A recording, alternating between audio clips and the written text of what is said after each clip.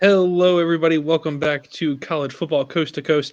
Um, yeah, before you say anything, I know it's Wednesday night. It's not the normal day nor the normal time. 2 days late and 7 hours, almost 8 hours late. Um, so but we're here. We're still going to talk about college football. So a lot's going on this week, and there's a lot for us to talk about. So we'll jump right into it first. Tyler, with recapping last week and some crazy games, and we'll start right off in the ACC. First is Georgia Tech upsetting the number 13 ranked North Carolina Tar Heels. The Yellow Jackets get a big win here, Tyler, on the road at North Carolina. North Carolina had not lost a home game up to this point. Um, is this a testament to North Carolina looking ahead, thinking that they have this in the bag, for a Clemson match, or is Georgia Tech just felt like they could come into uh, North Carolina in Chapel Hill and win a football game? Yeah, I mean, was definitely bizarre. I mean, Georgia Tech has been an up and down team. I know that, like Nebraska, like Auburn, that's been a team that has fired their head coach in the midseason. North Carolina's offense, with Drake May has been rolling. The offense hasn't been the problem, it's been the defense, but the defense was able to get the job done, but the offense this time wasn't able to get the job done. So, this pretty much eliminates North Carolina from the playoff. I don't know if how much of a playoff chance they would have had. Maybe if they would have run the table, beating Clemson. How high could they got? Especially if all the teams that they fell. We saw Tennessee lose. We saw almost TCU lose and Michigan lose as well. So who knows? The shakeup in front of them. Maybe they could have jumped all the way into the top 10. Their one loss is to Notre Dame, and the Notre Dame loss isn't really a bad loss anymore. Notre Dame is a top 15 team, but yeah, this pretty much just knocks them out of contention. I mean, they'll still have a legitimate shot against the Clemson Tigers to win the ACC, and hopefully, you're going to need them to do better in 2 weeks if you want them, to go 2 for 2 in your ACC pick. But yeah, this is a rough one if you're a North Carolina fan. I mean, you had all of the hype around Drake May, and it just falls flat. You got to give credit to Georgia Tech. I mean, this team just continues to fight. I mean, they're probably not going to make a bowl game. They're at 5 wins. They have to play Georgia, which is going to be a tough matchup. It always is. Georgia has dominated that matchup. But congratulations to the Yellow Jackets, and got definitely a lot of concerns coming out of Chapel Hill this weekend. Yeah, definitely in Chapel Hill, and for Georgia Tech, a big stepping stone. You beat a top 15 team, and now you got to go play Georgia. I mean, Georgia played a rough game this past weekend in a gritty win against a not so good team. So I mean, it really could be an interesting game looking at it for the first time in a long time. Looking ahead to next week, and we'll have plenty of time to talk about that. But looking at our next game and the craziest ending to a game of all weekend long and probably all season long, number 4 TCU barely holds on in Waco, Texas, against the Baylor Bears, 29-28. Uh, you rush your field goal unit out there, and I thought it was a bold move by Sonny Dykes, to run the ball with 30 seconds left. You have no timeouts. And I think it was just a lineup situation for their kicker. But, that's a tough move to make late in the football game. And um, if you're Dave Aranda, do you feel okay with the outcome of how your defense played there at the end of the game? Or did you need a big stop there, in order to seal the deal? Because I think everybody watching the game kind of knew that Max Duggins and the TCU Horned Frogs were just going to drive down the field. Yeah, I mean, they just left too much time. I feel like Baylor played too conservative in this one. I mean, they dominated this whole entire game. I feel like, Baylor's defense, Dave Aranda, the defensive minded head coach, they come off of a drubbing, giving up 31 points to a really good Kansas State team. Then you come home once again, have back to back home games. You have the number 4 team in the country, who I feel like, TCU every week that we're talking about them, just escaping on the road or at home. We just keep talking about this team like, when are they going to lose? When are they going to lose? Well, I thought that this was going to be the best shot in doing that. And it was really going to shake up, the college football landscape. But the next game we'll get into, we could have seen 2 top 4 teams fall out the rankings, and the college football playoff committee would, their brains would just be combusted at that rate, because they wouldn't know what to do with themselves. But you got to give credit to Max Duggan. He got the 2 minute drive. He was able to get it going, and got to give credit also to the field goal kicker as well. Get that. Get them running on the field. It was definitely a kick. He missed an extra point earlier in the game, and TCU wasn't able to get the 2 point conversion. The wide receiver was open, but he ended up slipping and dropping the ball. So that was definitely a busted play. But Baylor's offense was able to get it going. But in the end, this TCU team, they're just a team of destiny. I feel like I know that they've been getting off of on these close losses. So I don't know if I'll see a loss this week. They have Iowa State team that's been really bad. I mean, they beat an Iowa team that was at first, an impressive win, but now it's seeming like Iowa is actually going to make it into the Big Ten championship, with the way that the Big Ten West is going to. That's crazy enough, but man, you just got to give credit to TCU every week. I mean, they just keep pulling out. They're undefeated, 11-0, feeling good about themselves going into the final week of the regular season. And like you mentioned, moving into our next game, a really good game here in Ann Arbor. The Illinois Fighting Illini, come into Ann Arbor to try to upset the number 3 team in the country, the Michigan Wolverines. Final ended up being Michigan 19, Illinois 17. It was just a case of field position at the end, and I think that Illinois mishandled the situation at the end of the game. You force Michigan to kick a field goal late in this game. They can't score a touchdown, and you stay up 17-16. With 2 minutes to go in the ball game, you control the game. You've arguably got one of the top 3 running backs in all the country this year, in Chase Brown. So I mean, my problem with it was that they almost played too conservative on offense. I know that Michigan was trying to get a stop, so I mean they were just playing zone defense at that point. And to just give the ball back to Michigan at midfield with a minute to go is just the wrong move there. They've got the best field goal kicker percentage wise and attempt wise in the country, and he's not going to miss. I mean that's one of those things, and it was just a setup for him to kick it. Um, does it speak more to the fact that Illinois came so close to winning this game and that they should have in the end, or is this a bad win for Michigan?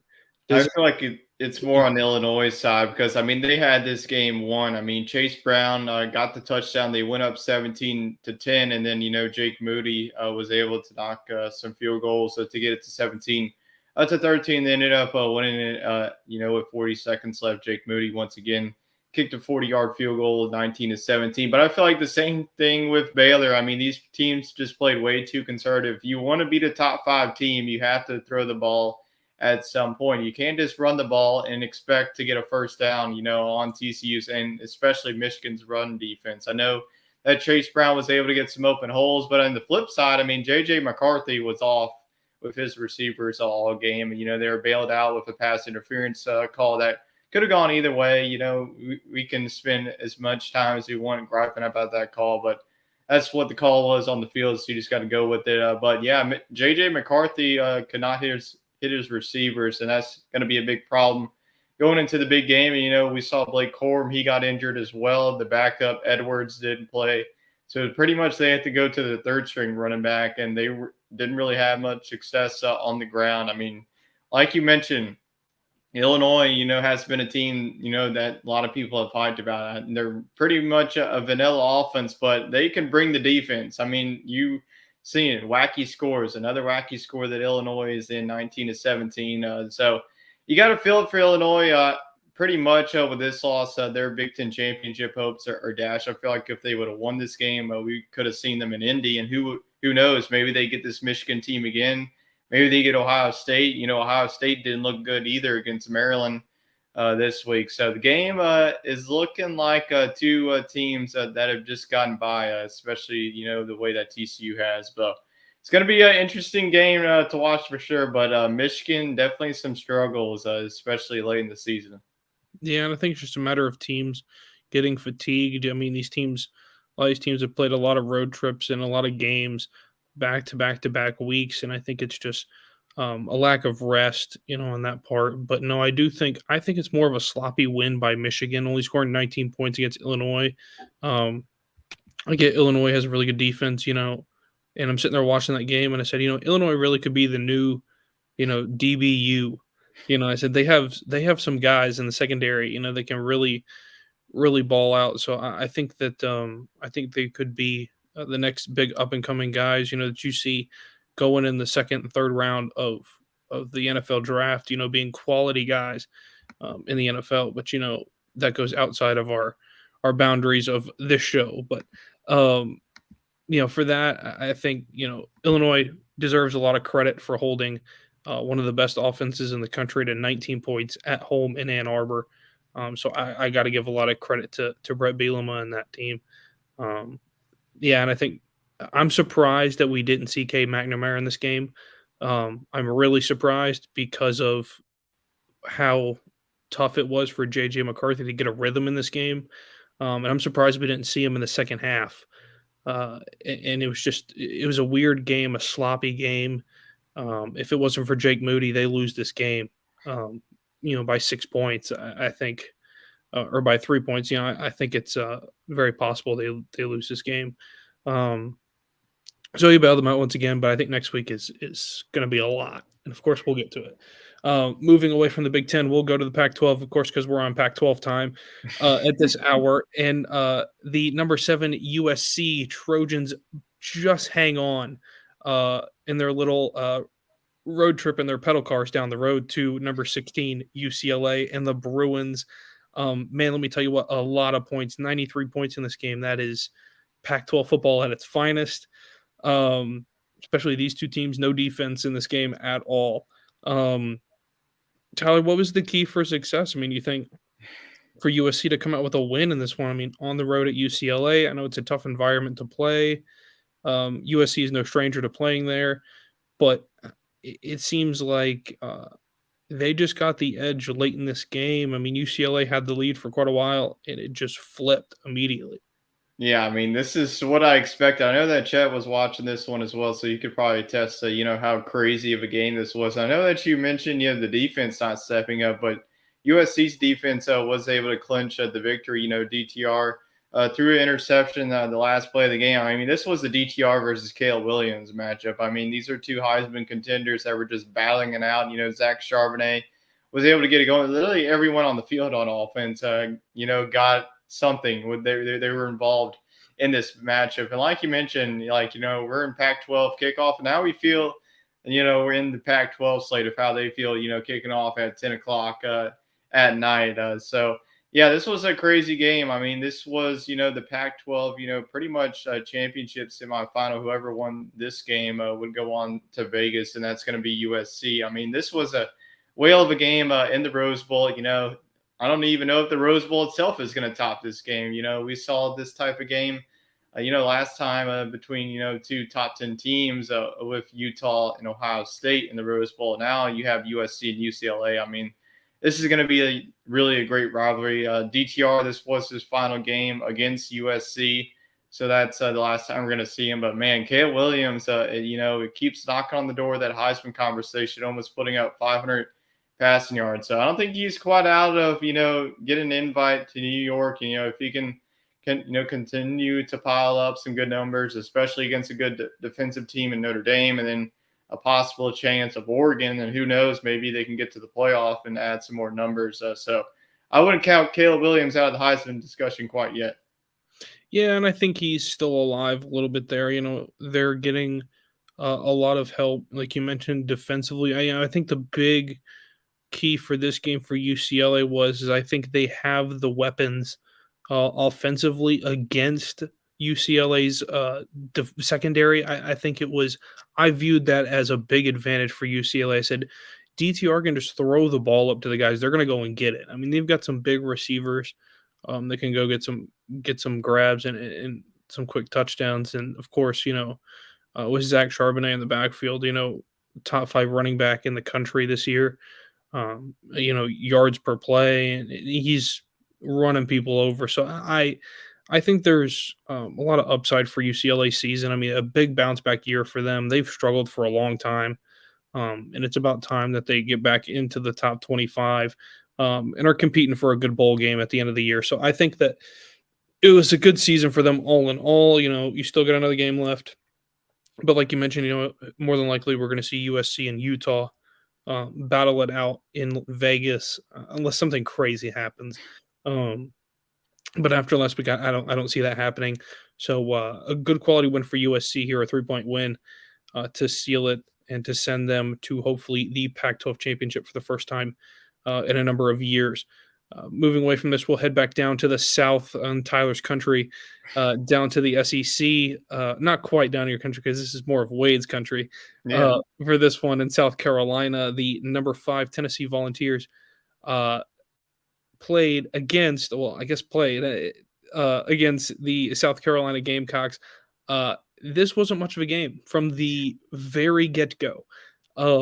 South Carolina wins this game 63-38, and that is not a typo.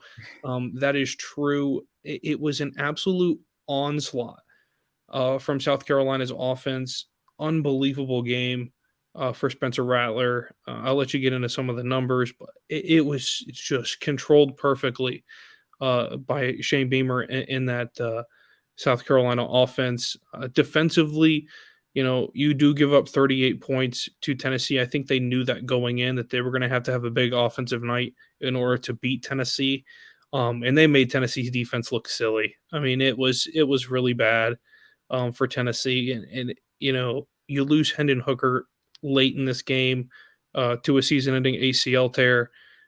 So we hope he gets better soon before the NFL draft, and hopefully he is back for full strength sooner rather than later. I think that it's embarrassing for Tennessee to do something like that. You're a top 5 team in the country and you lose. I know it's on the road, but to lose to South Carolina and a team that's been up and down all season long, they get blown out by Georgia. I mean, they just don't look good. Um, and, the line was at 22.5 for this game for Tennessee to cover, and Tennessee got beat by more than 22.5. I mean, that's insanity. And I think this is the biggest. I think so far this is the biggest upset game of the year, just based off of score alone and where these teams are at. But I think South Carolina has a lot to look forward to. You saw a lot of what the future brings there to the SEC in South Carolina. So I think they have a lot to look at going in the next few years. Yeah, this is a huge win for Shane Beamer and company. I mean, they were left to dead when they lost to Missouri a couple of weeks ago, and last week they only put up 6 points against Florida. They lost 38-6. What was the mindset going into this week? It was a night game. You had ESPN there, Kirk Herbstreit, Chris Fowler on the call. It was sold out at Williams-Brice Stadium. I mean, the atmosphere was just insane. They were able to storm the field, and the Shrubs are no longer there anymore. There's too many fans at the student section.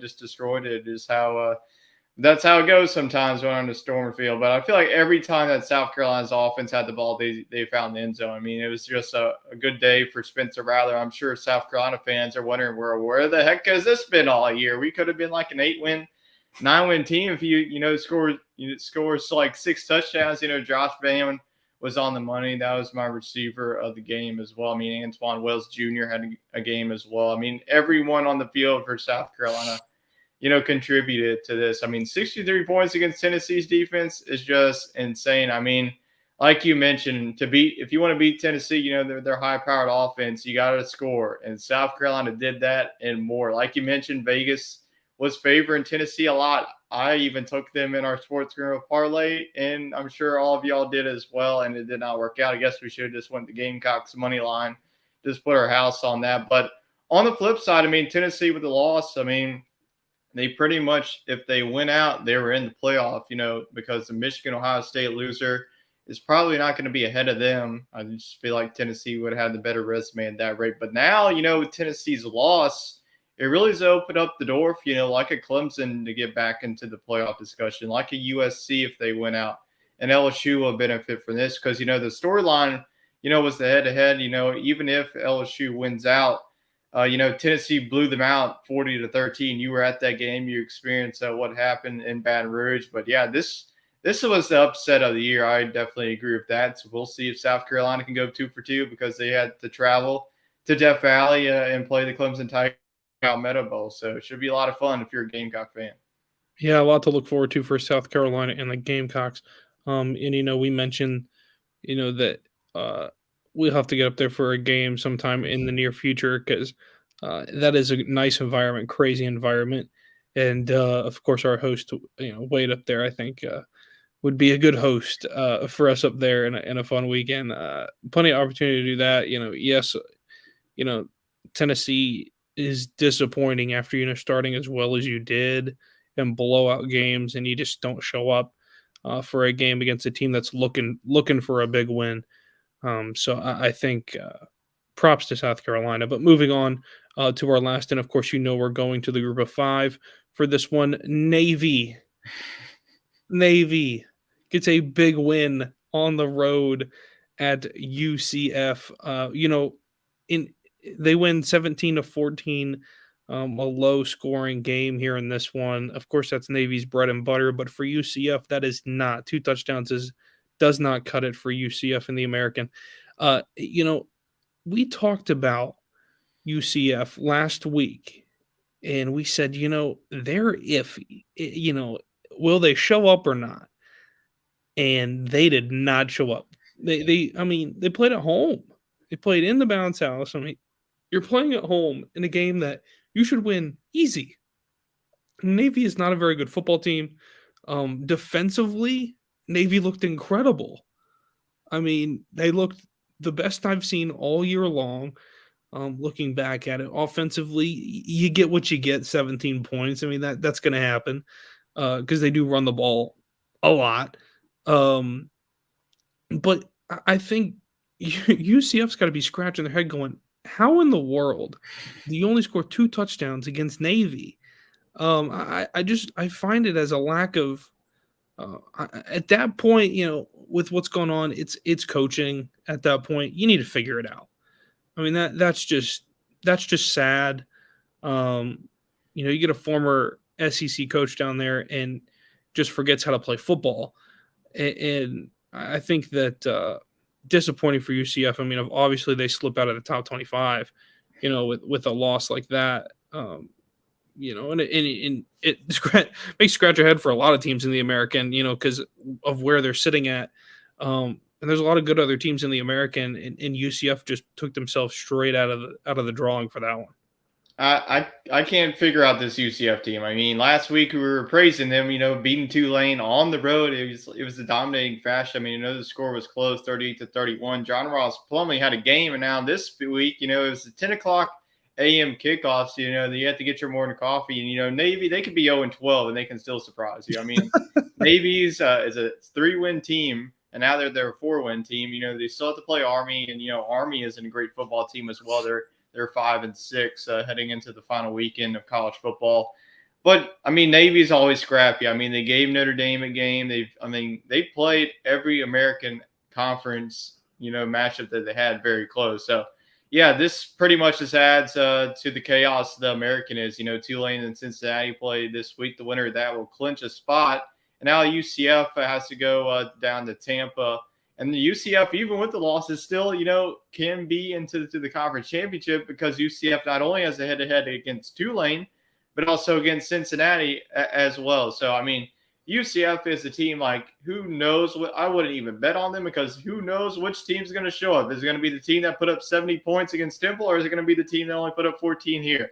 So, I give up with this UCF team. I'm sure we're going to have to talk about them if they make it to the AAC championship. But with a win against South Florida, they'll face the winner of Tulane in Cincinnati. So, this is just a shakeup in the American. I don't really have any words about this UCF team. They're just inconsistent. If we don't have any words, how do you think the UCF Knights fan? Oh, I bet they don't have. I bet they're griping all week. They're just waiting to beat up on a 1-10 South Florida team. And just imagine if they lose that game, just the amount of hatred would be towards Gus Malzahn from the UCF faithful. Because that, UCF, I know that they had that one year, a lot of people didn't like when they claim the national champions, but I feel like they're like one of the better Group of Five programs. So They are. they have a lot of expectations down there in Orlando. They're the one team on there's a couple teams there that are on the fence of Group of 5 versus Power 5. And UCF at times was good enough to be Yeah. considered a low tier Power 5 team. Hmm. In my I mean, they're going opinion, to be moving to the Big 12, so they got to yeah, be consistent. If yeah, they they want gotta to face figure it like a out fast. TCU, like a Baylor, like a K State, I mean, Right. you can't fall flat like this against a team like Navy. I mean, this is just completely unacceptable. Especially, UCF, after the Tulane win, we were saying like, oh, this is going to be the team that wins the group of, gets to be the Group of Five representative in the New Year's Six. We'll get to the New Year's Six bowl predictions, but man, it's be like every week we've been talking about a new team. Coastal one week, South Alabama another week. Is it going to be Troy? Who knows? Right. There's so many teams right there that have played so well versus some teams that have really struggled that we thought would have repeat seasons of continued good play. And for UCF, that is not what it was cut out to be. But big win for the Navy Yeah. midshipmen, and I think great for them. And hopefully they go out there and get their fourth win next week.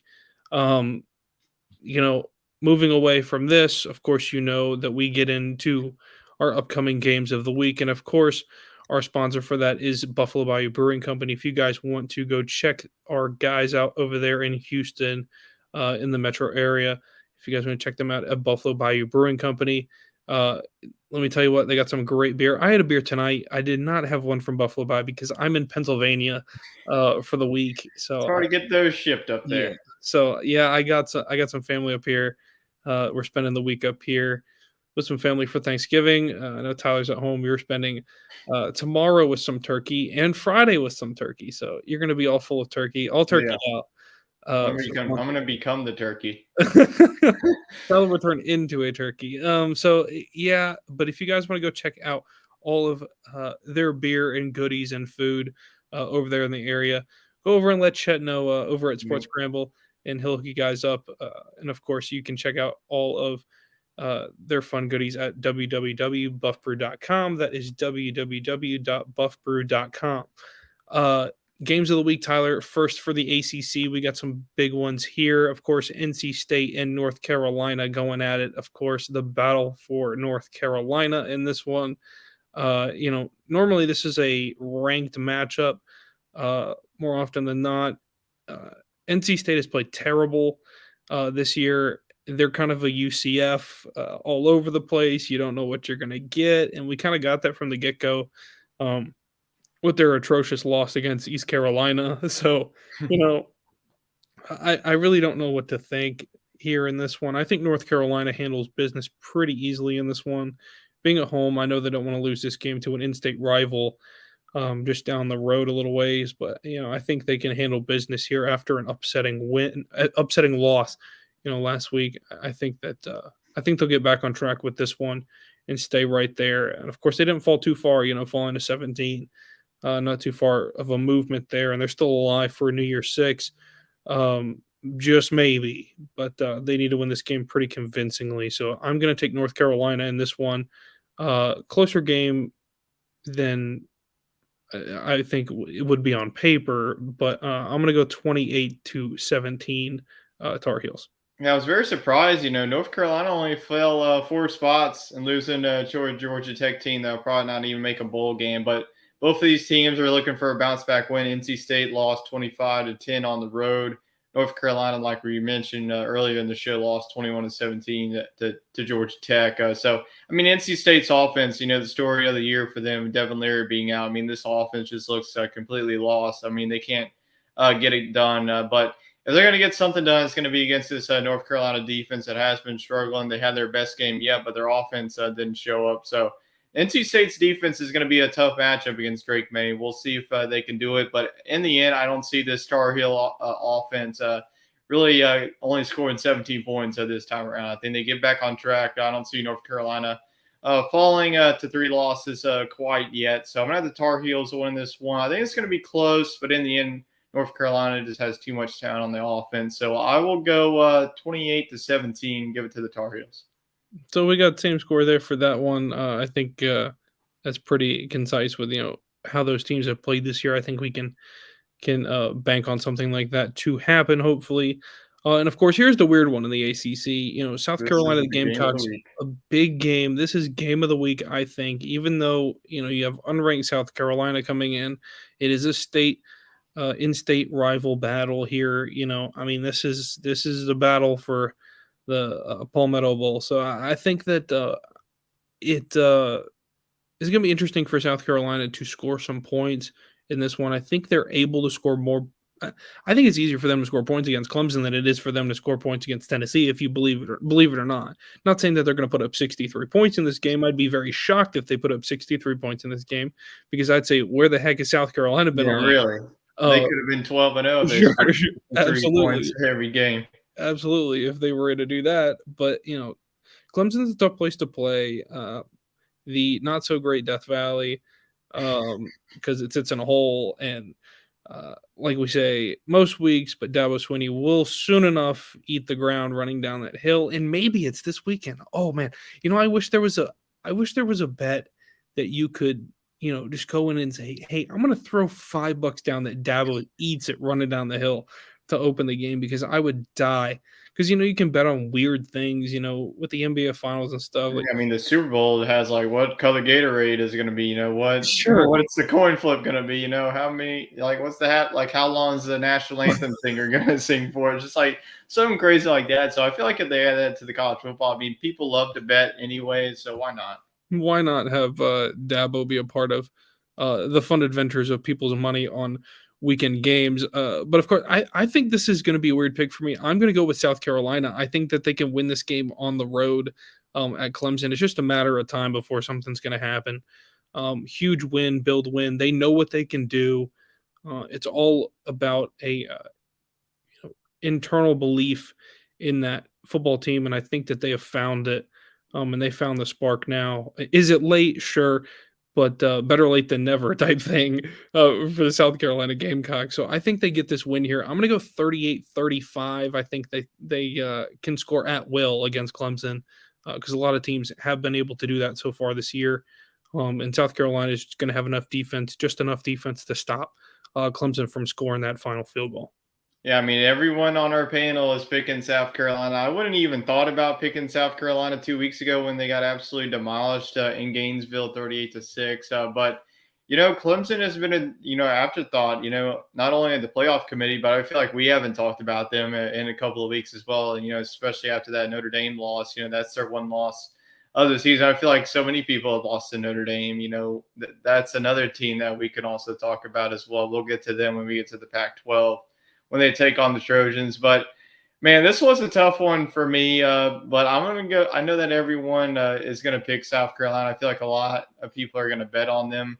In South Carolina, I feel like if Spencer Rattler can play like he did last week, then I feel like the Gamecocks can do that. But I just don't know if he's got it in him once again. I mean, that's a lot of emotion coming off of the top 5 victory. They're going on the road. I think they're going to get up for this one as well. They're a bitter rival. I mean, none of these teams love each other. NC State, North Carolina, that's a rivalry as well that no one loves each other. This divided state. This is a divided state, and the state down below them in South Carolina. But in the end, I'm going to go with Clemson's defense. I think that Clemson's defense is way better than Tennessee. Clemson has a secondary to match up, with Josh Fan and Antoine Wells. So I think that this is going to be more defensive battle. I mean, Clemson's offense hasn't been sexy either. I mean, Will Shipley has been their best player, but I think that Clemson gets it done. I'll go 27-24. The line is confusing me. Clemson's a heavy favorite, but I feel like South Carolina is going to get everything that it's got, but it's going to come up a little bit short. So I'll give Clemson the field goal victory in this rivalry series. Yeah, so we both got it a 3-point margin, just flip flop, of course. But of course, moving away from the ACC, where we're going next. Of course, it's the Big 12. A couple of placement games here. I mean, this is a placement battle weekend here. Baylor coming off of a close loss to the number 4 team in the country in TCU.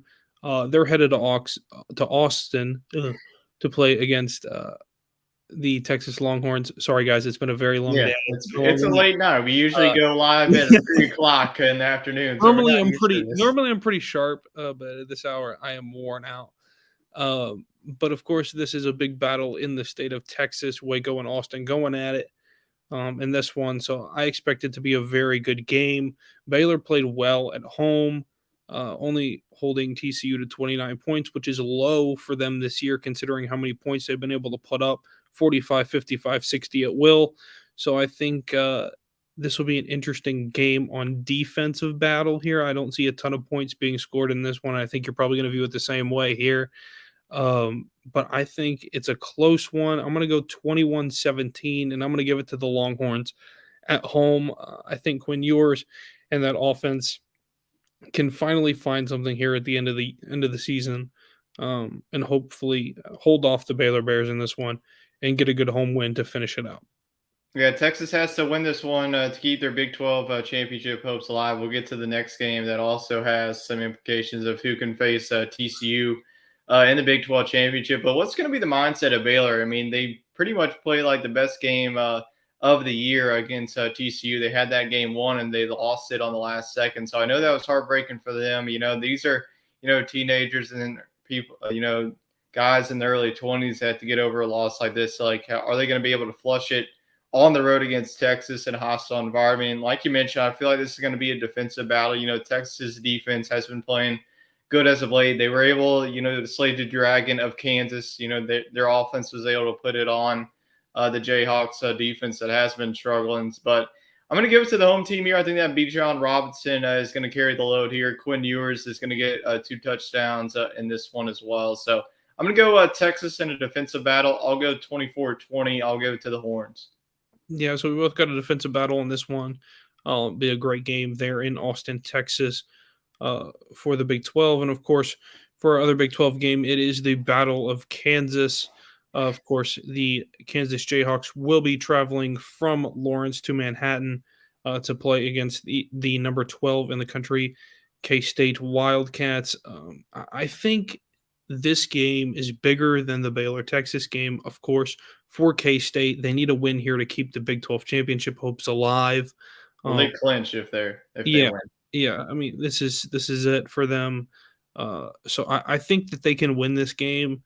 It's going to be a tough one. I think Kansas has been waiting for this one. It's going to be a very close game. I see a lot of points scored in this game only because of the two offenses. Defensively, K State is the way better team on defense in this one. It could be lopsided and it could be very close. It just depends on if K State's defense can stop Kansas from scoring. And I think that's the difference in this one. K State's going to put up points. When they want to, and that's Adrian Martinez, and that he's gonna be able to do that with Deuce Vaughn in the backfield there pretty easily, I think, because Kansas's run defense is one of the worst in the country, and they've had a hard time stopping the run. So we could see a big day from Deuce Vaughn and 2 or 3 touchdowns scored. So I'm going to take K State in this one to win by a pretty substantial margin. I'm going to go 34-17. Them playing at home is the difference, and I think they have a big game to finish it out. Yeah, like you mentioned, I mean, defense versus defense. Kansas defense hasn't been able to stop anyone in the second half of the season. They started off hot. They were undefeated, got to number 19, but in the end, still a good story. They got to bowl eligibility, but I think that they'll fall short here. I just feel like Kansas State's defense is miles better than what Kansas is. I mean, Kansas State, I mean, like we mentioned, I keep going back to this game, like 3 points, giving up to Baylor, like on the road at Waco. I mean, that's a tough environment to face. On the offensive side, Adrian Martinez has been playing really good. And then you got a guy like Deuce Vaughn, who's built, pretty much like a bowling ball running back that he can just run guys over. He can, when he gets into space, he can beat you with his legs. So I think that the talent gap is just still too much in this one. I know this is a rivalry game, so at first you're thinking, oh, this is going to be a close game. Well, not quite. I think that Kansas State knows what's at stake. With a win, they're in. They get to face TCU again in the Battle of the Purple.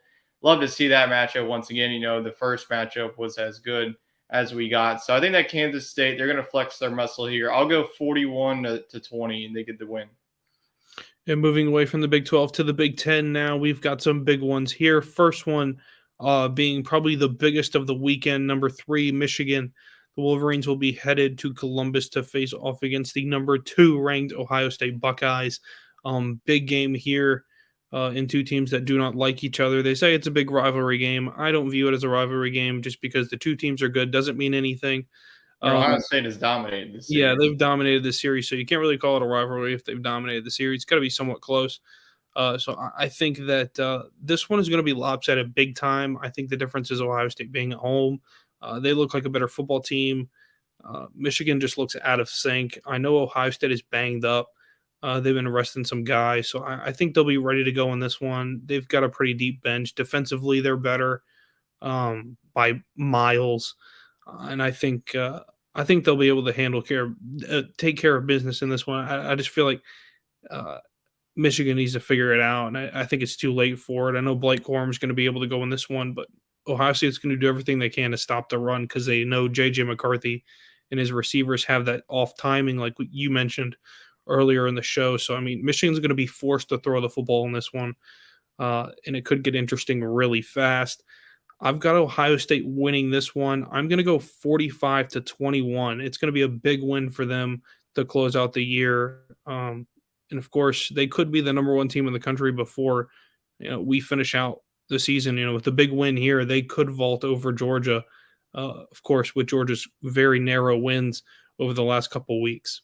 Yeah, you bring up a good point. I mean, Georgia's playing Georgia Tech, and that really not going to add anything to your resume. So I feel like if Ohio State, like if that score prediction happens, I mean, honestly, I would put them number one. I mean, Georgia has been struggling. They only won by 10 points against a struggling Kentucky team. But this is the playoff before the playoff. I mean, the winner of this game pretty much is going to be locked in. Sorry, Iowa, I just don't see you. This team, I mean, it has happened. I mean, Iowa has beaten both of these teams in the last two seasons. So who knows? I mean, Iowa could sneak up on you at the right time. But like you mentioned, Ohio State and Michigan both have struggled throughout the season. I feel like both of these teams, there's not really that one team this season that I feel like is saying like, oh, we're like the number one team. Georgia at times has been that. Ohio State at times has been that. Same thing with Michigan. So it just really depends. Michigan pretty much has to do the same thing that they did last year to win this game. If they can get the running game going, I mean, this is the battle of the trenches. So whatever running game could get it going. I mean, both defenses, are number one. Jim Knowles has been the guy for Ohio State. Their defense was awful last year. That was one of the reasons why they got blown out in Ann Arbor a year ago. So the revenge factor. I mean, Ohio State has circled this one. I think they're ready to get back on the throne and teach Michigan a lesson this year. But I think this is still going to be close, a defensive battle. Ohio State, Jackson Smith and Jigba has been out, so who knows if he's going to play in this one. If he does, that definitely opens up Ohio State's offense. But they're going to have to get Travion Henderson going in this matchup as well. Ohio State couldn't really find their running game last year. So I think that this is going to be more defensive battle than we saw last year. Michigan put up 40 points. I just don't see this Michigan team even getting close to that, especially with McCarthy. Maybe if they would have made a change with McNamara, I mean, he has played in this game, but I just don't see it. I feel like Ohio State's really going to game plan this year. They learned their lesson last year to defend the run. So I'm going to go with Ohio State in the shoe, winning this one 27-24. It wouldn't surprise me in this game winning overtime. These are two evenly matched teams. So I also could see the loser of this one getting in, especially if they lose by 3. But if they lose like 45-21, they're out. Especially with Michigan, I feel like if Michigan loses this game, I feel like they're more prone to not make it since their schedule is weaker. What's like their best win? Probably Penn State. That's about it. Ohio State, on the other hand, actually, probably their best win's probably Illinois at home. yeah, Is probably the best win for them. It being a close margin, unless you're looking at the margin of victory against Penn State was a pretty big margin of victory. Then yes, it's probably their best win. And you also have to look at Michigan's out of conference. Who did they play? They played UConn. That's probably their best team out of conference. They played Hawaii. And I forgot the other team. It's probably really a no-namer. Navy. I don't think it was Navy. I think it was some smaller school that they. I I'm saying like Western Michigan, something like that. I don't know, but if you're Ohio State, if they lose that game, I feel like if Ohio State loses this game, they have a better shot of still making the playoff because they got the win at home. Week 1 against Notre Dame, which was at the time was struggling. Now they got back to the top 15. They also have a top 11 victory against Penn State. So I feel like if the loser of this team is still not out of it, especially if we see they probably have to root for LSU to lose, to open up a door as well, and they also have to root for USC. So I think the Big Ten still has a shot of getting 2 teams in the playoff. Who would have thought that? I mean, the talk was the SEC getting 2 teams, with Tennessee and Georgia, but now it could be potentially be the winner of this game and potentially the loser of the game, depending on what happens behind them. Yeah, I think you bring up a good point. You mentioned the Hawaii and the Yukon, and they opened the season at home against Colorado State. Yeah, I In a knew it was some like yeah, in a Mountain 51 to West.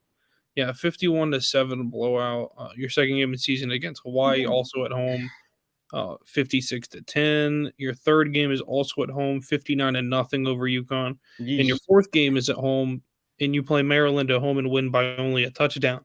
Um, so competition got better, but you played 4 straight home games to start the year.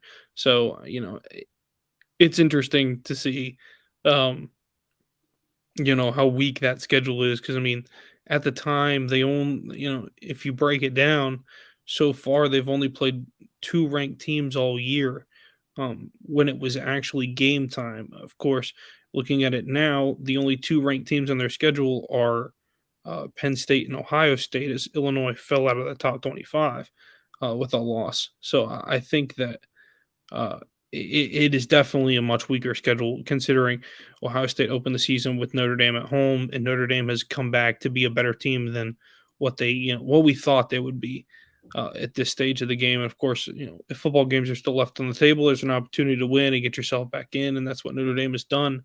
Of course, we'll talk about them in a little bit. But of course, moving away from that game and into the other game in the Big Ten, the Michigan State Spartans, who are having a tough year, man. I mean, this is a rough, rough year for Michigan State.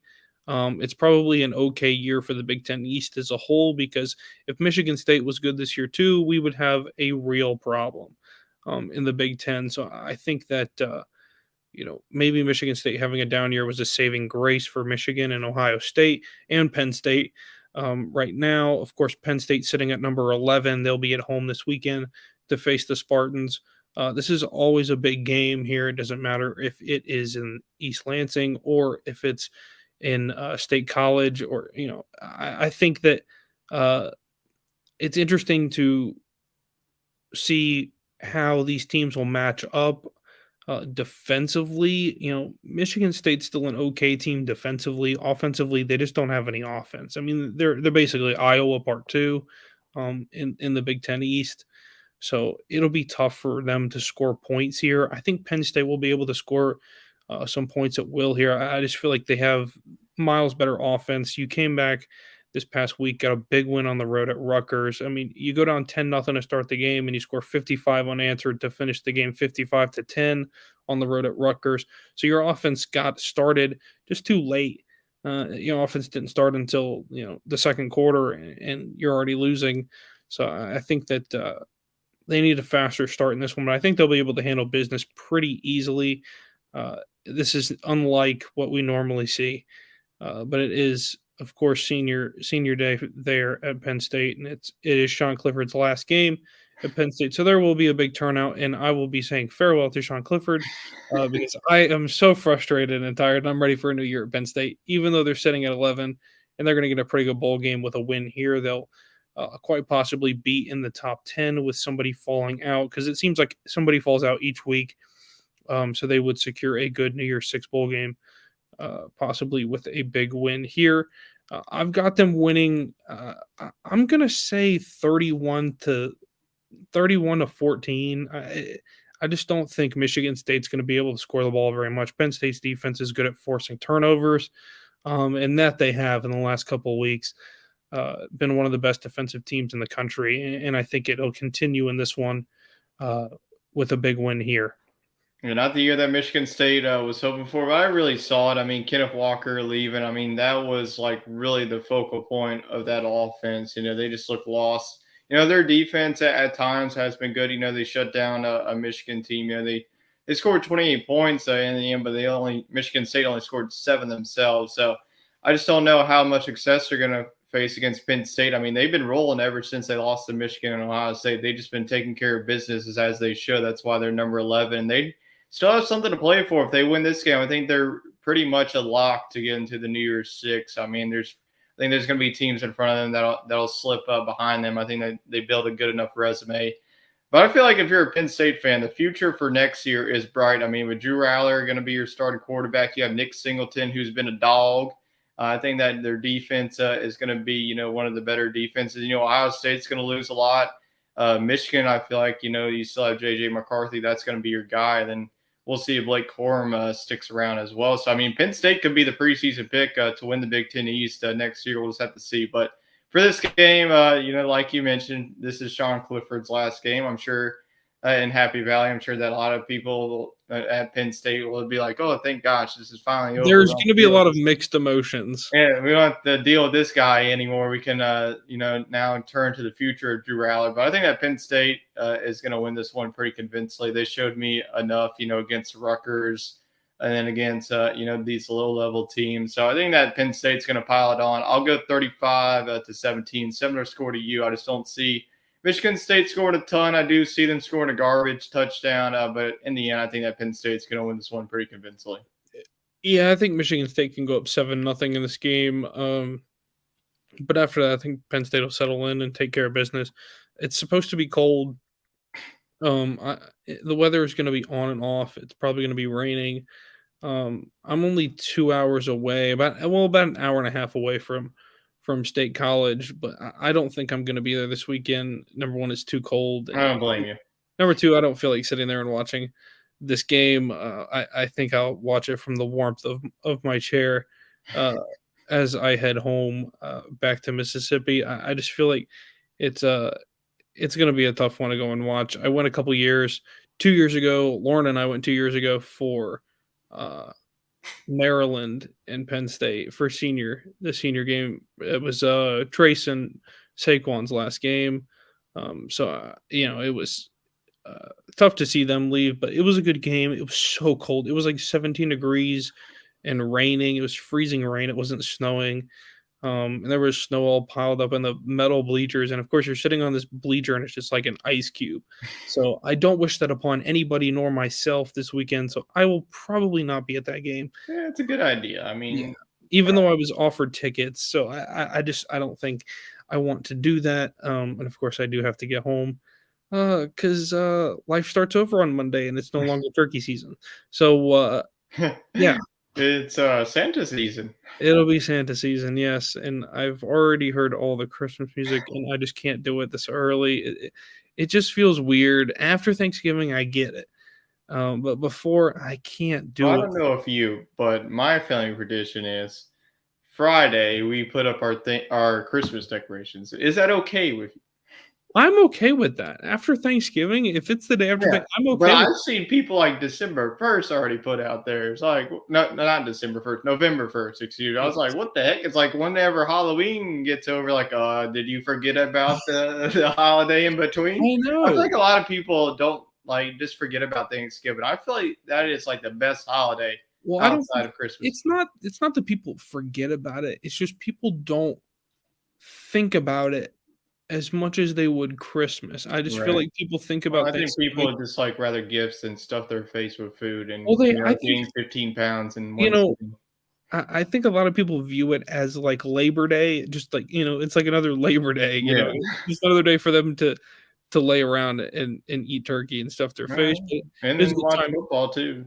Yes, there's going to be a lot of good football games on, of course, and I'm sure I'll be tuning into those, obviously. So there'll be some fun ones on, and it'll be a good time, but I know you're going to have a good time with your family as well. But of course, let's get back to football. We kind of got off track there. But we're going to go out west, of course, for our next games. For the Pac-12, of course, games of the week. These are some really good games. All ranked teams are going to show up in this one. The Battle of Oregon here Tyler, what is the name of this game? The Civil War. Chet didn't even know what this rivalry was called. I don't know what he called it. My brain has been through the loop this past week, but he didn't call it the Civil War. That's for sure. But it is the Battle of the Civil War in this matchup here. The number 9 Oregon Ducks are traveling to face off against the number 21 Oregon State Beavers. Good football game, I think. Here, it's the story of who can stop the offenses in this one. I think that for Oregon State, you score 31 last week against a really bad team in Arizona State. You only give up 3 points, I think, in that one. It was a 31-3 final in that one. It was a great defensive effort for them. I think if they play like that defensively, they can take care of business against Oregon. I think they can beat Oregon with that sort of defense and offensive production. For Oregon, it is all about getting a rhythm, and for Bo Nix to get back on track. He is playing. I get he's somewhat banged up, and he's kind of battling through it. And I see it in his face, and I can see it, from the sideline.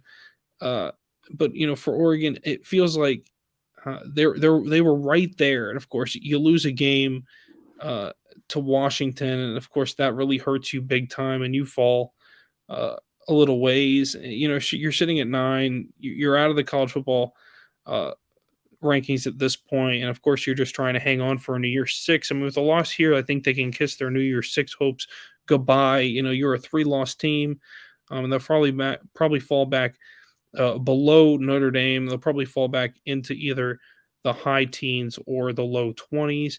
Um, I think I'm going to go with Oregon State to win this game at home. It's a weird pick. I've been riding high on Oregon State. I always got to pick a team in That the has been Pac-12. your team. That has been Yeah, your I team this always year. got to pick a team in the Pac-12, and I think Oregon State this year is my team in the Pac-12 to do something a little wild. So I'm going to roll with them. I know that somebody picked it for upset pick for Sports Scramble. Oh, it's Chet. Yes, Chet picked Oregon State. I'm going to agree with Chet in this one. I think Oregon State can get it done. Close game, really, really close going. I'm going to go. I'm going to go 27-24. I think that Oregon State gets a big field goal win at home, and their fan base will storm the field in this one, even though they probably shouldn't, but they will. I mean, I wouldn't blame them. I mean, I know this is called the Civil War, but I call this the Highlighter Bowl because, I mean, there was that one year, I think it was in 2020, where Oregon State wore Orange all and green. orange and then Oregon wore all green. So who knows what uniforms they're gonna wear? Hopefully the same one because I just love to see that as well. I'll definitely be tuning into this one. There's a lot at stake for the Pac-12 championship host. I mean, Oregon, if you win this one, you're in the dance, and maybe the Beavers. I mean, you can ask them. They would just love to spoil Oregon's party, not only the Pac-12 championship, but also their New Year's 6 hope. So I bet you Oregon State's going to wake up for this one as well. I mean, the Civil War always has been dominated by Oregon, but I feel like as of late, Oregon State has played them pretty close. They got that one win in that Highlighter Bowl game that I was talking about. But, Oregon got tested on the defensive side. I mean, Bo Nix on the offense, he was struggling against Utah. I know that they got the win, but, Oregon's defense was able to get 3 turnovers in that game. I mean, this is going to be a defensive battle. I mean, both offenses has had their, moments to score the football. I know that you said that it was weird to pick Oregon State, but I'm actually going to agree with you. I like the Beavers at home here. They're a tough team in Corvallis to deal with. I think it's going to be a low-scoring game. I'm going to go 21-17, give it to the Beavs. Yeah, and you mentioned the highlighter game. They are going to be wearing the highlighter colors Let's this year. go. Yeah, I'm so definitely watching this. Oregon State's going all orange from top to bottom, except for helmet. Of course, Oh, helmet's going to be man. black, so with black numbers, and they'll have some nice uniforms for this one. And I think Oregon's going to go with the traditional, bright green. Maybe they'll go with the orange shoes They're and going to go with the duck? dots with the Ducks. The duck? They might do it. They're going to become the duck. Lately, they've just gone all green. Don't even get me started on that duck one. That was like awful when they did that. Like, That was I know tough. you're the Ducks, but like, you can't look like one and like expect to win. I think they got blown out when they wore those. Yes, they did. So it's just a bad look. Um, I like their paint splatter ones better Yeah. than those. But I think it'll be a battle of the highlighters in that one, and both going to roll with the Beavs in that one, as their lovely trademark jerseys say across the The front. Beavs. And moving away from that game to another game in Southern California between the number 15 ranked Notre Dame Fighting Irish. They have found their way back into the top 15 somehow, and they'll be traveling down to the LA Coliseum to face off against the number 6 ranked USC Trojans, who move up one after their big win at UCLA. I think story of this game is going to be, is Notre Dame ready for another upset win? You already got it against Clemson. Granted, you were at home. You're on the road here traveling. You're one for you're, well, I guess 2-0 out west this year. You got two big wins, one against BYU, and your other coming. Uh, other one was against who did they Stanford. play? Stanford. I couldn't A remember. very bad Stanford team. Yes, and you're going back out west again. You've had a lot of success, and I think they'll draw from that in this one. I'm gonna go with the upset in this one too. I think there's two big upsets in the Pac-12 this week. That's two teams in the top 10 that Yeah. lose, and that leaves teams, for teams like Penn State and K-State to move up into the top 10 with big wins in their conference this weekend. So I think it can happen here. I'm going to go with Notre Dame to win this game. I think it's a low-scoring game. Notre Dame's defense will come up big in this one. Maybe a defensive touchdown in this game. They are big time at doing that. Like if you want to make some money, you vote for a Notre Dame defensive touchdown on the weekend. Just throw something on it because it might just happen. They have a way of making that happen. So I'm going to go with Notre Dame in this one. I think they can do it. The Fighting Irish have been good on the road and definitely out west. So man, it's lower scoring. I'm going to go 21-17. They get it done. Man, I do love that you're now this week. I know last week you picked Illinois to go with the upset, but you picked Michigan, and now you're going 100% with your upset pick. So, man, you are shaking up the Pac-12. You got the Beavers and you got the Fighting Irish getting two upsets that would just take the Pac-12 completely out of Pac-12. Not only, it would shake up the conference championship, but also their playoff hopes if USC were to lose. But my question marks in this one is USC's defense. They haven't been able to stop anyone. I feel like every game that I'm watching, I mean, the opponent is scoring at least 30 points. I mean, I was watching the Notre Dame game last week, and, I saw on Twitter that there was a blizzard going. I was like, oh, let me put it on NBC, and they're up 44-0. I was like, dang, where has this Notre Dame team been? I mean, this was a team that lost to Marshall, people. I mean, Marshall isn't a bad football team, but I just feel like Marcus Freeman has done a terrific job of getting the troops together. So I think that this offense, Drew Pine leading the way. USC's going to deal with one of the best tight ends in the country, Michael Mayer. I mean, and then their running game has been on point as well. This is the best offensive line and the best defense that USC will play all season. I feel like, USC played Utah. I feel like they're a good defense, but Utah has been the team that we've, anticipated. We both had them in the playoff in the preseason. That ultimately didn't happen. It could have been worse. We could have been Desmond Howard, picking Texas A&M to be the national champion. But I'm going to agree with you once again. I have this Notre Dame team. I like the way that they're playing. I think that Notre Dame's going to score at will. USC with Caleb Williams and their firepower does scare me a little bit, but I think that Notre Dame's defense has been able to get it going. So I'm going to go Notre Dame in a close one. I'll go 31-27. Give me the Fighting Irish to shake up the Pac-12. And we go two for two in the Pac-12 in our picks here. And yeah, it's going to be a big weekend in the Pac-12. Looking forward to it. To the SEC now, big games here in the SEC. Mississippi State and Ole Miss in the Battle of the Egg Bowl. Of course, that'll be tomorrow's game, of course. And I know I will be tuning into that one. And, of course, everybody. It's actually today for you since you're midnight already. Yeah, thank you for reminding me as the clock has rolled over and it is now Turkey Day in the East Coast.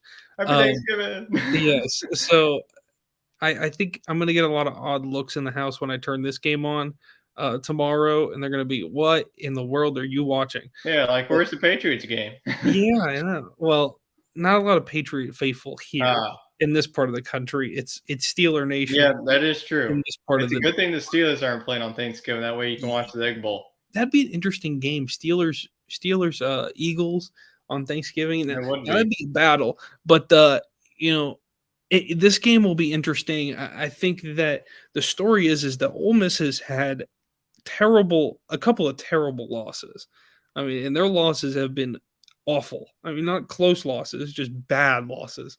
Uh, so you get blown out against Arkansas. I'm surprised we didn't talk about that game, but I mean, they get swept away. We Um, almost did with South Carolina. I mean, that was the game. yeah, I mean, that was crazy. But SEC Network gave no airtime in the second half to the football game because there was no football game to watch. I mean, it was over at that point. I think it was 42-7 at one point. And Arkansas is destroying Ole Miss. And Lane Kiffin looks like he just gave up. And here you got Jordan Rogers standing on the sideline with a play sheet in his hand, and I'm thinking he took over Lane Kiffin's job as he thought he walked out the door, and he's back on the bus headed back to Oxford to pack his bags. But no, it just seemed strange. So I think Ole Miss being at home here is going to be a tough battle. I know Mississippi State is not ranked, but they're a good football team. I think that this is a battle of who's going to hold on to their job. This is a job security game. It really is. And I know for Ole Miss and Lane Kiffin, it doesn't seem like a job security game, and I don't feel like personally Lane Kiffin's going to lose his job at all. And there's been a lot of speculation around it. I just don't think that's going to happen. Ole Miss has invested way too much in the Lane train, and I think they're going to hold on to him for a long time. I think the big question mark is with Mississippi State and what happens with Mike Leach after the season. There's a lot of good, group of five coaches out there that could get a shot in the SEC, in especially at Mississippi State, and I think this is a good opportunity for some of them. And the door is wide open if Ole Miss takes care of business here this week, which I think they will. I've got the Ole Miss Rebels winning at home by a touchdown. Of course, the old-fashioned whiz in the end zone is going to be back, and I think Ole Miss is going to take care of it by 7. I think they get the win. Close game, not a ton of scoring. I'm going to go 24-17. And Ole Miss gets it done in Von Hemingway. Yeah, we saw Cameron come on the show talking about the job security of Mike Leach. The swirls going around Mississippi State. If they lose this game, is he going to be out the door? I don't know. I feel like I Mike think Leach, so. I don't know. I feel like he's been, a good coach, but I feel like his time is slowly starting to come down. And for Lane Kiffin, the story of the week, is he going to go to Auburn? And there's been a lot of, I've seen it's too much. We've always seen these big programs like get a smoke screen as Lane Kiffin. So I don't think it's going to be him. It's got to be someone else. It's got to be either a group of 5 coach or a coach that's going to be out the blue. Like whoa, they actually hired that guy. So I'm not even going to predict on the coaching hires. So I'm just going to leave that. Whenever we get the breaking news, we'll have it here on Coast to Coast. But I don't know if you checked the weather report. It's supposed to be raining in this game, so I feel like that definitely favors Ole Miss. They actually have a running game. Mississippi State has an air raid passing attack. But I don't think that matters in this one. I had picked upset. I'm going to go with the Bulldogs in this one. Ole Miss's defense has been concerning. I mean, they gave up 42 points to Arkansas, the 42. I feel like every opponent has scored at least 40. Alabama was able to score as well. So I don't think the rain, will be able to affect Mississippi State at times, yes. But I feel like, Will Rogers is going to throw for like 3 touchdowns in this one. Ole Miss got the win last year. I mean, it was a blowout win. I mean, Ole Miss dominated that one. Matt Corral had a whale of a game. So, I mean, Mississippi State's defense, I trust them against Quinshon Junkins and Zach Evans. So I'm going to go Mississippi State in a lower scoring game, especially if it's raining.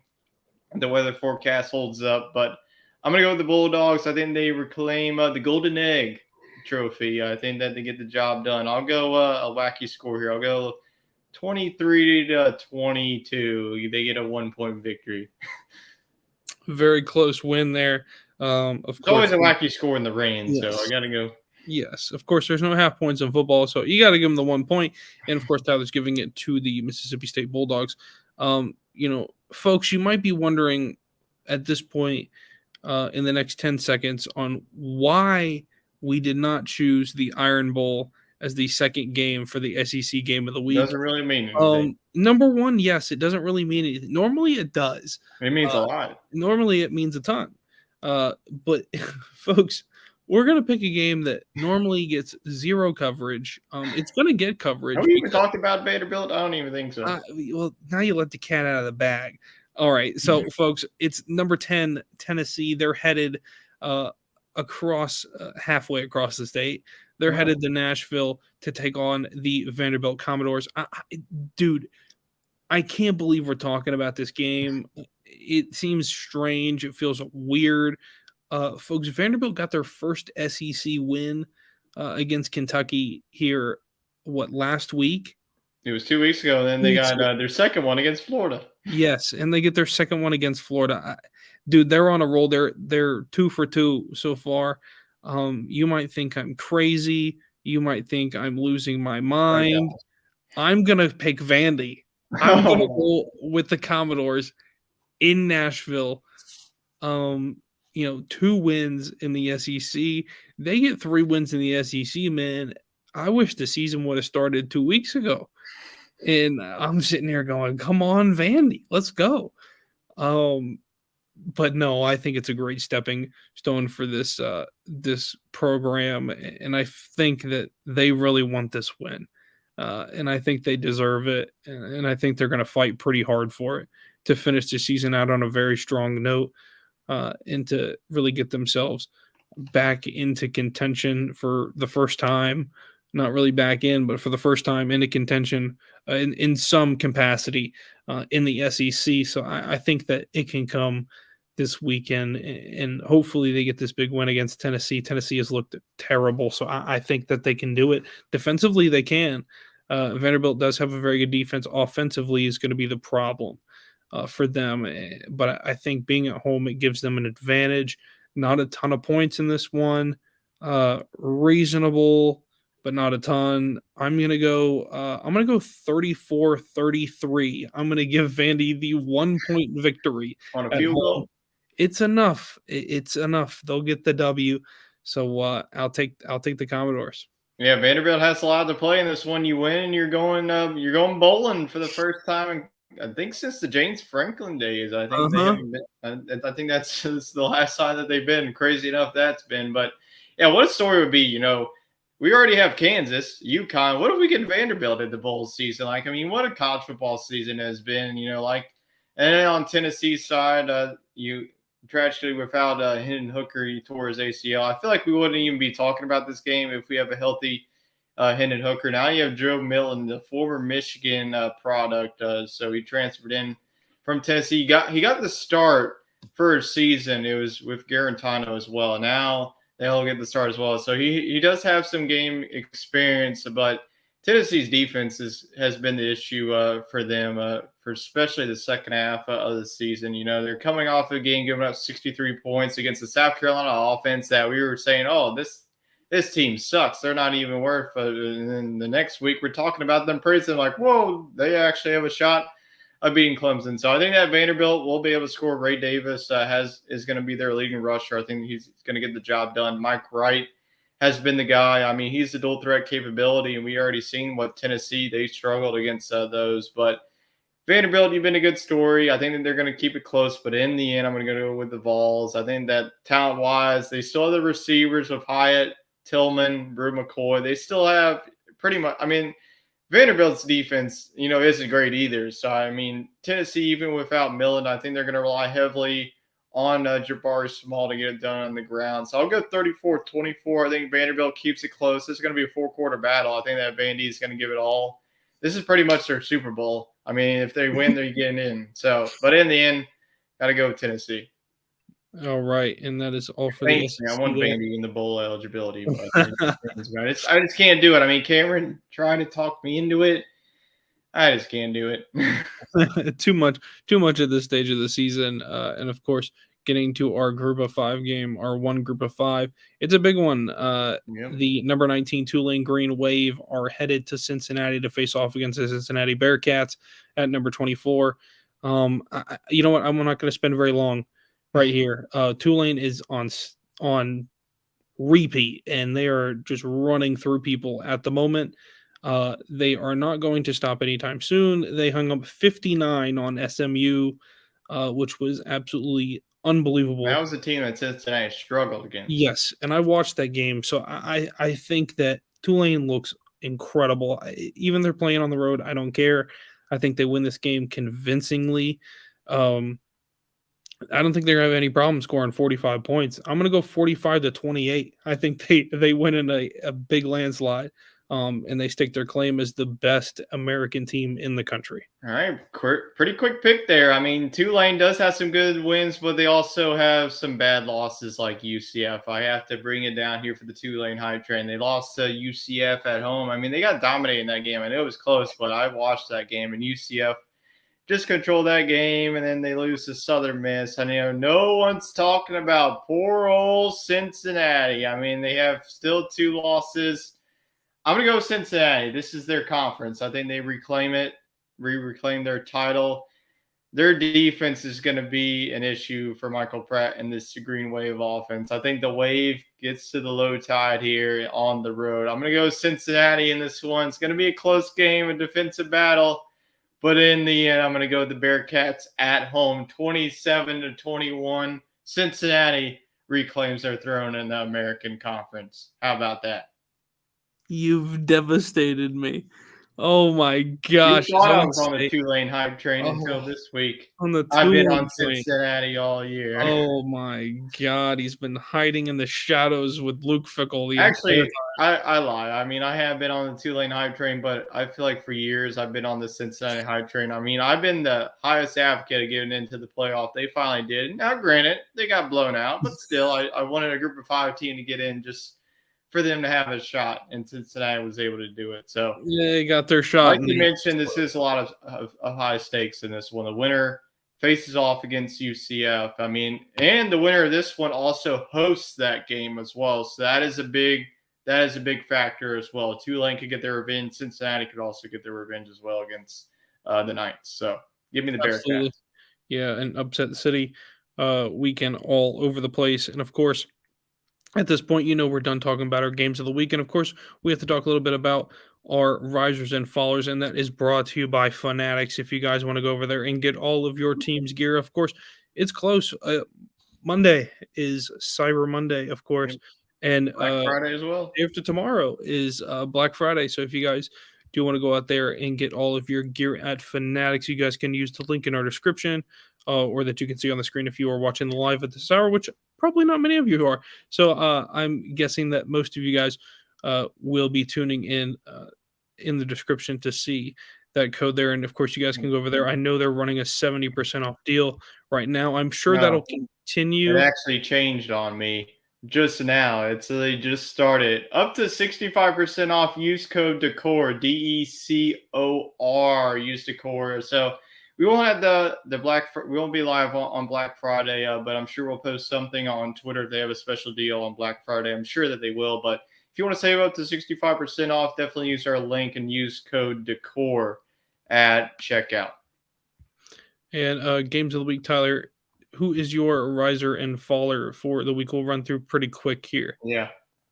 Usually, we use the AP poll, but now, we're on Wednesday. Last night we had the college football playoff ranking. So this is the first time that we have our risers and fallers of that poll. So we're going to go hit the risers first. I mean, there's not really many teams on here, that made the jump. Usually we have a team, that moves up 6 and 7. But I'm going to go with the team that I've been riding with all season in the Pac-12, and that has been UW, the Washington Huskies. They just continue to climb. They're 9-2, number 13. They're completely out of the Pac-12 championship just because of the head-to-head. But I feel like if there's chaos, especially if a team like Oregon State, beats Oregon and then Notre Dame beats USC, maybe that opens up a spot for Washington to get into the New Year's Six Bowl. So I think that Washington, they've had, some close losses. They also had some very good wins as well. So I think that they'll win the Apple Cup this week and finish at 10-2. And I feel like that's a very good season, especially after the down year that they had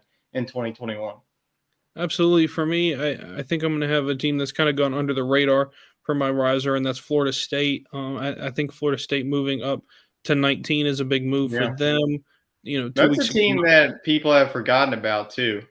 yeah, 2 weeks ago, not being in the top 25, you get a huge win against Miami on a blowout win on the road at Syracuse, and you come home and take care of business against Louisiana Lafayette. So I think that they have a big uh, weekend here and against their in-state rival. I think they can take care of business pretty easily. They're a 10.5 point favorite. So I think that they take care of business. Moving to 19 is a big step for them and a big bowl game for them. Yeah, So absolutely. who is your faller? Yeah, I'm gonna go to the Big 12 here. I'm gonna go with Oklahoma State. Probably the one of the bigger disappointments. I know probably the biggest disappointment of the season has been A&M in Miami, but Oklahoma State. I mean, this was a team last year that had all the talent to win a Big 12 championship. They were literally 1 inch away from winning. I mean, it was that close.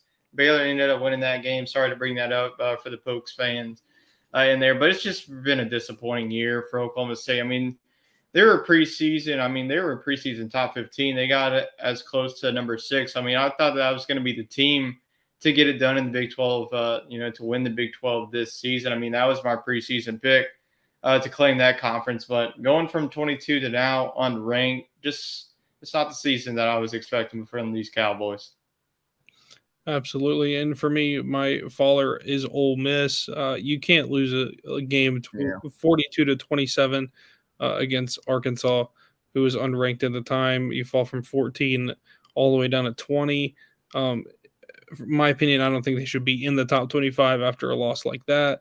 And of course, they got a big battle tomorrow against Mississippi State, so we'll see how they turn around in that one.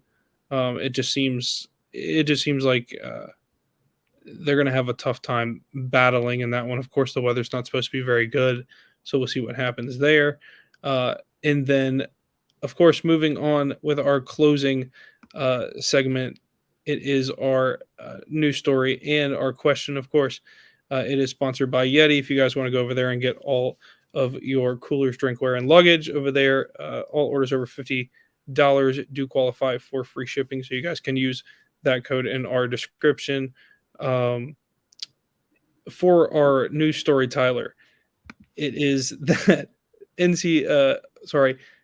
ESPN or EA Sports in partnership with ESPN and NCAA, they have pushed back the college football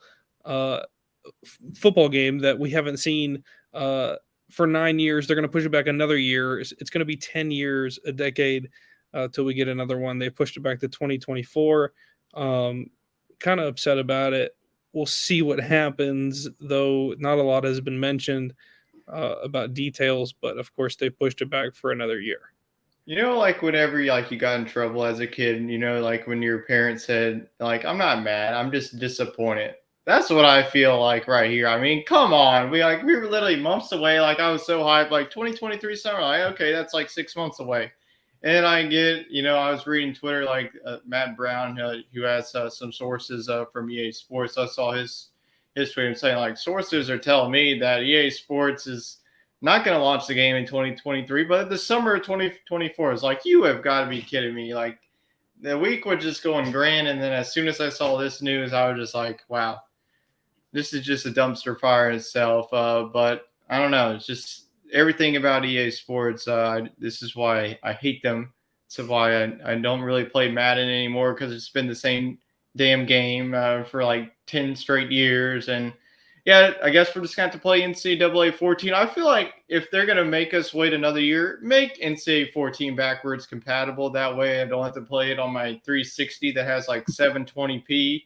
I want like HD 4K now trying to play this game. So I feel like, I do have to give credit to the guys at College Football Revamped. I feel like they're doing a way better job than EA Sports is doing. I know that, there's maybe some maybe NIL issues. Who knows what issues are going on with EA Sports? they really didn't confirm that it was going to be 2023 anyways, but it just sucks that we have to wait now another year because this has been a game that a lot of people are going to watch. A lot of people are going to buy. I mean, they could probably put the price at $100, and everyone in this country would pay for it. Yeah, it's been a long time since something's happened there, and we'll see what happens in the near future. And last thing is our question, Tyler, who is your big New Year's Six bowl predictions?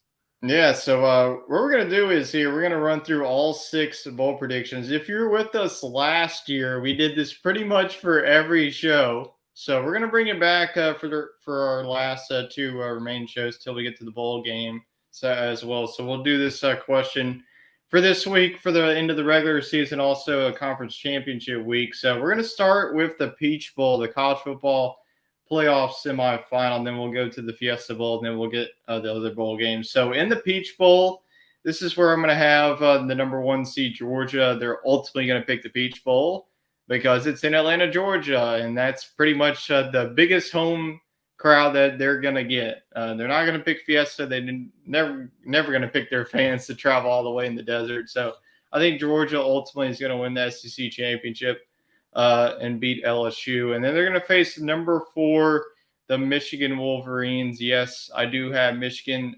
not winning the big game, but I also have chaos happening behind them, which I will talk about more when we get to the Fiesta Bowl. Yeah, and for me, for the Peach Bowl, I'm going to go Georgia as well. For me, it's kind of a toss up with what's happened. I think LSU still has a chance to be there at the 4 spot. Even though, of course, they have to play against Georgia the week or in the game before that. So I think there'll be a lot of speculation about what's going to happen. I'm going to lock Georgia in there at 1. But for 4, I guess I'm gonna have to go with Clemson right now, probably at 4. They've got the closest thing, I think, in order to compete. Of course, I picked USC to lose. I did pick Clemson to lose, but I think they have the closest chance in order to win a game this weekend. So I think that you could see Georgia and Clemson match up pretty well in that one for the Peach Bowl. Yeah, we'll go on to the Fiesta Bowl. That's going to be to my number 2 versus number 3 seed. That's going to be out in the desert, like I mentioned. I'm going to have number 2 Ohio State. I feel like I do have them winning the big game this week, and then ultimately have them beating Iowa in the Big Ten championship. And then number 3, I'm also going to have Clemson as well. I'm going to have TCU losing in the Big 12 championship against K-State. It's hard to beat a team twice. Honestly, got lucky to beat them in the first place in the first time. Then also we picked Notre Dame over USC. So USC, the Pac-12 are out. So I think that Clemson's going to run the table. I mean, they're at number 8. And if those two teams, and if LSU loses, that opens up really a clean path. I mean, the road is there for them. So I'll have Ohio State and Clemson meeting up for probably like the 50th time in like the past 5 years. We've seen that matchup so many times, but it's going to happen again. Same thing with Georgia and Michigan. We saw that last year in the playoff as well. Yeah, I'm going to go 2-3. I'm going to go Ohio State and TCU to face off against each other. I think it's going to be a good game there. A lot of offense. I think that's a lot of projection right now is Ohio State and TCU. So I'm going to go right along with what they're projecting for the Fiesta Bowl right there. Yeah, so those are our playoff predictions right there. So now we'll get into the 3 remaining of the New Year's Six bowl games. We'll go to the Rose Bowl, the granddaddy of them all, and that is Big Ten versus the Pac-12. So if you're wondering, I have Michigan and Ohio State in the playoffs. So what remaining Big Ten team is there? And that's going to be your Penn State and Indy Lions. I think they get the bid for the Rose Bowl. I know that they didn't make the Big Ten championship, but there's no way that Iowa deserves a shot at the Rose Bowl. I think that Penn State's going to get there, and they're going to face off against the Trojans. That's right. They're going to get their shot at revenge. I know that you remember that game, that crazy, wild game of Sam Darnold just lining it up, Trace McSorley, Saquon Barkley line up. So I think that matchup's going to happen again. So give me Penn State and USC in the Rose Bowl. Well, I'm going to go a little different direction, I think. I don't have Michigan in my top 4, so I think Michigan's going to get the nod to the Rose Bowl. I'm going to have Michigan face off against Utah. in that one. I think Utah's going to make a return back to the Rose Bowl. I think they have a chance to. So I'm going to put Michigan and Utah there. Of course, instead of Ohio State, it is now Michigan. So hopefully they can get a big win against Michigan in the Rose Bowl.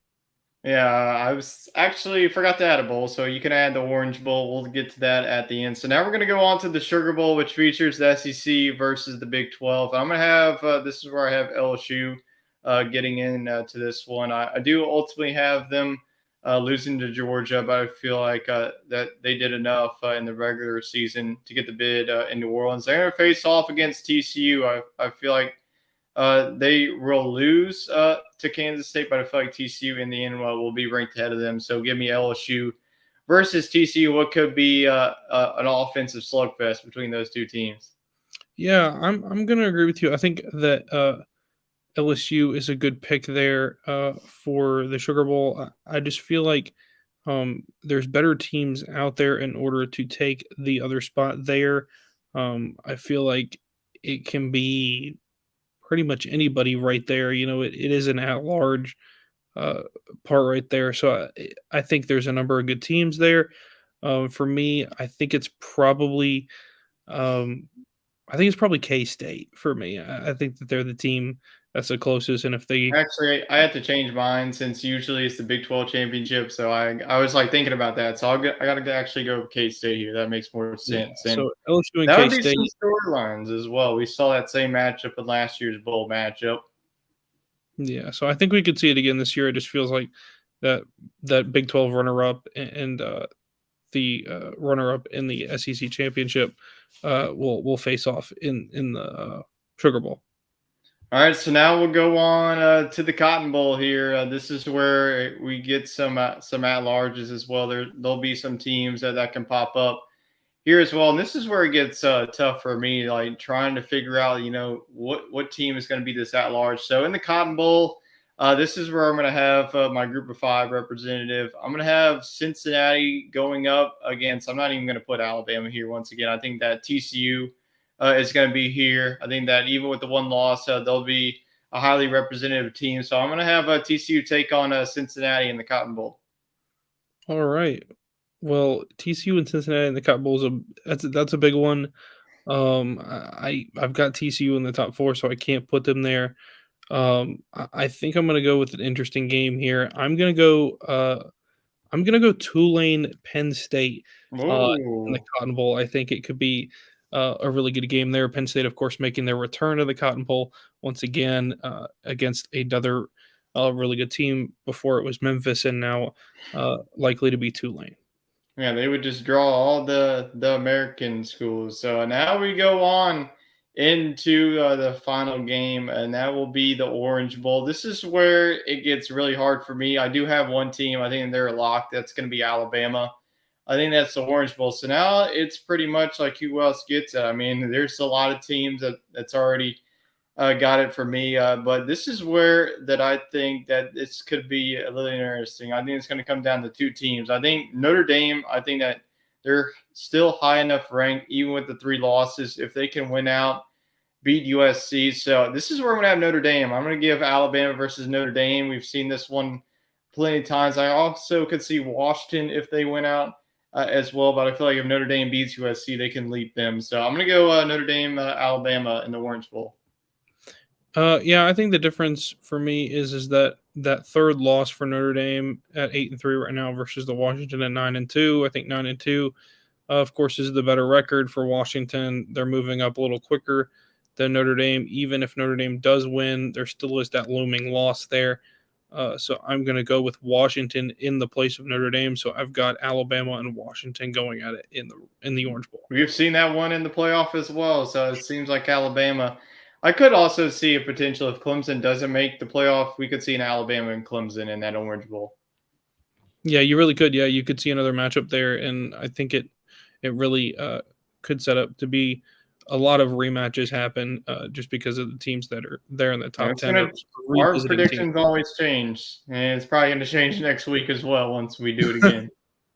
I'm sure it will, but of course, you guys will have to stay tuned for that. We will see you guys again next week, hopefully on Monday afternoon. Of course, this was an exception. You guys can catch Sports Scrabble on Sunday nights at 7 o'clock with the four guys here with us two and Chet and Wade as well. Monday afternoon with us at 3 o'clock for college football coast to coast. And of course, on Tuesday nights with Wade and Tyler for SEC Talk. If you guys want any more content over there, of course, we have a ton going on over on the YouTube channel right now. Of course, we're dabbling with some YouTube stuff with the shorts and stuff because I know that's the thing now that a lot of people are doing. So we're over there messing around with that, dabbling around with it to see what happens. And you guys can watch the live show over there as well. And of course, if you guys want to listen to the audio version of the show at any point in time, you guys can watch that on Spotify, Apple Music, and wherever else you get your podcast at. And we will see you guys again next Monday. And that's all for the regular season, Tyler. So we have closed out the regular season. Next time Don't we even get say to that. It'll be a conference championship show. So we will be back for the conference championship shows, of course, here in the near future. And, of course, bowls in the national championship coming up here the start of the year. So we're closing in on the end of the season. Yeah. And we will see you guys again next Monday for an action-packed show. Happy Thanksgiving, everyone.